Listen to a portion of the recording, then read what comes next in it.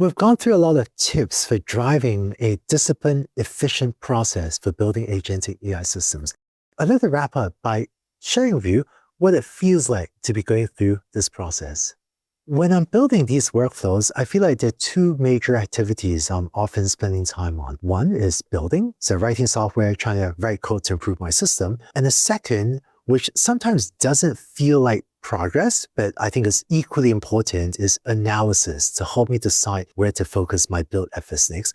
And I often go back and forth between building and analyzing, including things like error analysis. So for example, when building a new agentic workflow, I'll often start by quickly building an end-to-end system, maybe even a quick and dirty implementation. And this lets me then start to examine the final outputs of the end-to-end system, or also read through traces to get a sense of where it's doing well, where it's doing poorly. Based on even just looking at traces, sometimes this will give me a gut sense of which individual components I might want to improve. And so I might go tune some individual components or keep tuning the overall end-to-end system. As my system starts to mature a little bit more, then beyond just manually examining a few outputs and reading through traces, I might start to build evals and have a small data set, maybe just 10, 20 examples, to compute metrics, at least on end-to-end performance. And this then further helps me have a more refined perspective on how to improve the end-to-end system or how to improve individual components. As it matures even further, my analysis then becomes maybe even more disciplined, where I'll start to do error analysis and look through the components and try to count up how frequently individual components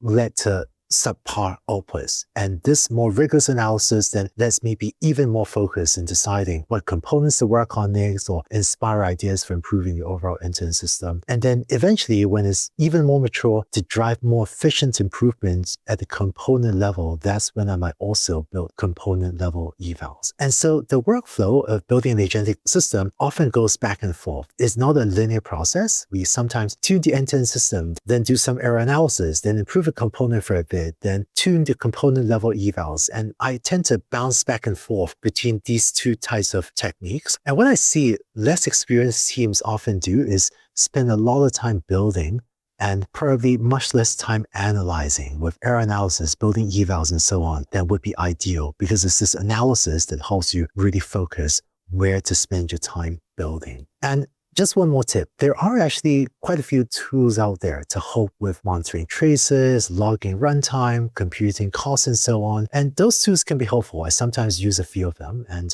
quite a few of DeepLearn.ai's short course partners offer those tools, and they do work well. I find that for agentic workflows I end up working on, most agentic workflows are pretty custom. And so I end up building pretty custom evals myself, because I want to capture the things that work incorrectly with my system. So even though I do use some of those tools, I also end up building a lot of custom evals that are well fit to my specific application and the issues I see with it. So thanks for sticking with me this far to the end of the 4th of 5 modules. If you're able to implement even a fraction of the ideas from this module, I think you'll be well ahead of the vast majority of developers in terms of your sophistication at implementing agentic workflows. Hope you found these materials useful, and I look forward to seeing you in the final module. We'll talk about some more advanced design patterns for building highly autonomous agents. I'll see you in the last module of this course.